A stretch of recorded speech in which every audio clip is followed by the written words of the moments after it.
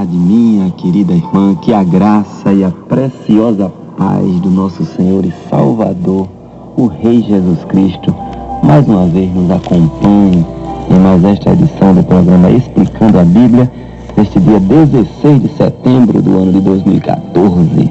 O programa Explicando a Bíblia, como você sabe, tem diversos propósitos. Ele explica a Bíblia, não de forma tão aprofundada, mas de uma forma que chegue a alcançar a compreensão de todos os ouvintes, de forma que a coisa não fique nem tão complicada, nem também tão rasa.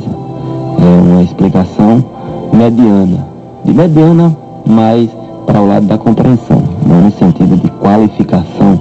Claro, até porque a palavra de Deus é a palavra de Deus, ela sempre é um nível de altura inalcançável pelo homem. Mas eu gosto sempre de destacar, dentre esses diversos propósitos do programa Explicando a Bíblia, o incentivo à leitura da Bíblia.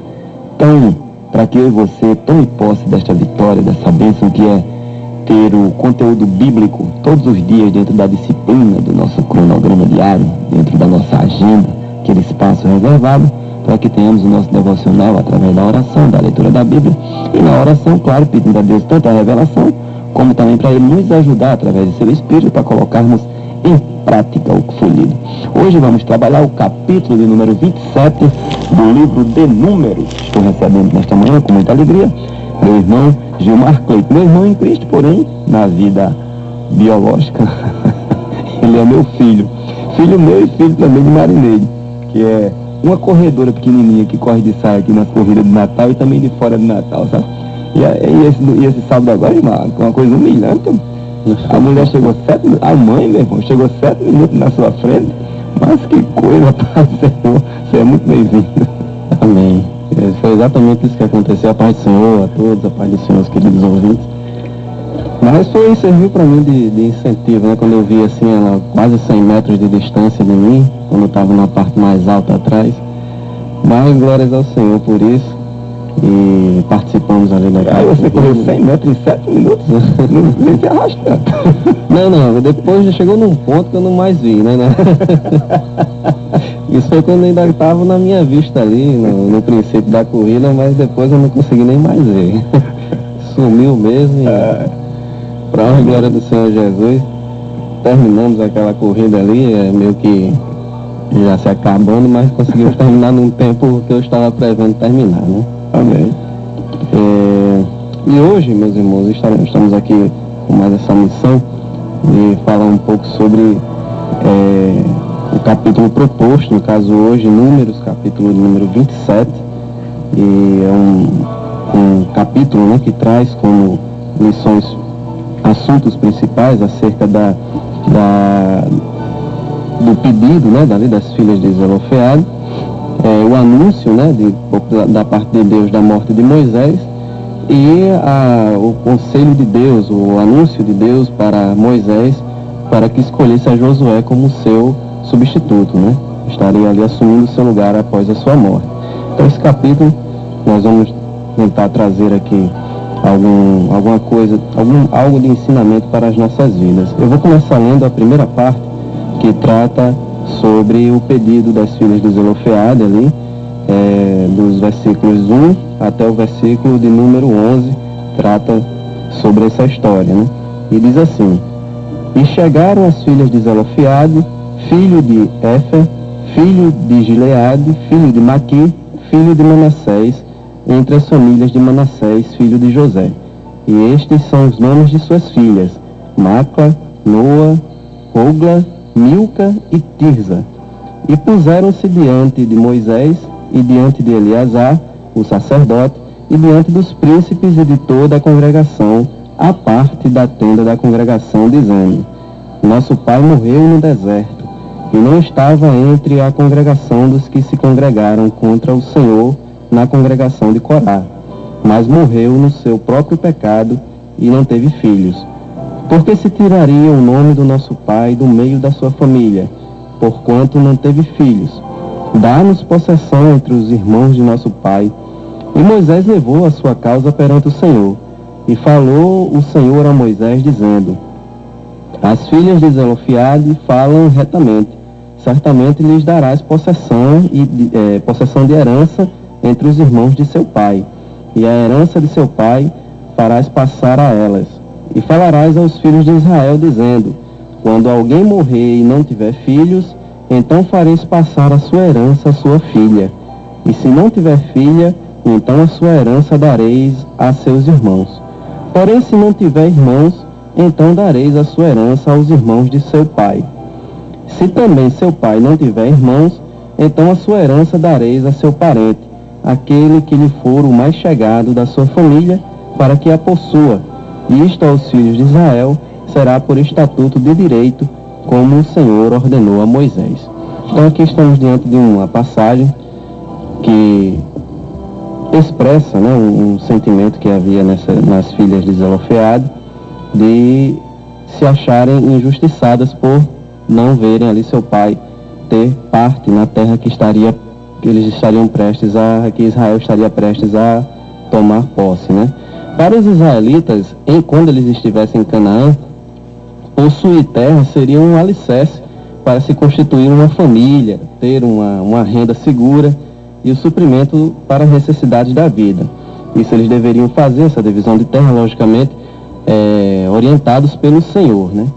Se assim não acontecesse, se alguém, porventura, que tivesse mais terras e acumulasse grandes propriedades, viesse a roubar as terras dos mais pobres, isso aí viria a ser condenado duramente por Deus. É isso que a gente enxerga já nos profetas, ali em Isaías capítulo número 5, os irmãos vão ver um texto muito duro contra essas pessoas que eram ricas e que acumulavam grandes propriedades, roubando as terras dos mais pobres, né? Então a vida ideal para o israelita do Antigo Testamento era justamente ter a sua própria terra, poder sentar-se à sombra da sua própria figueira ali, desfrutar com sua família dos rendimentos do seu trabalho. Esse sentimento a gente vai ver numa passagem ali de 1 Reis, no capítulo 4, especificamente no versículo 25, esse capítulo 4 de 1 Reis trata justamente acerca da paz e segurança que houve no reinado de Salomão, e diz assim: Judá e Israel habitavam seguros, cada um debaixo da sua videira e debaixo da sua figueira, desde Dan até Beceba, todos os dias de Salomão.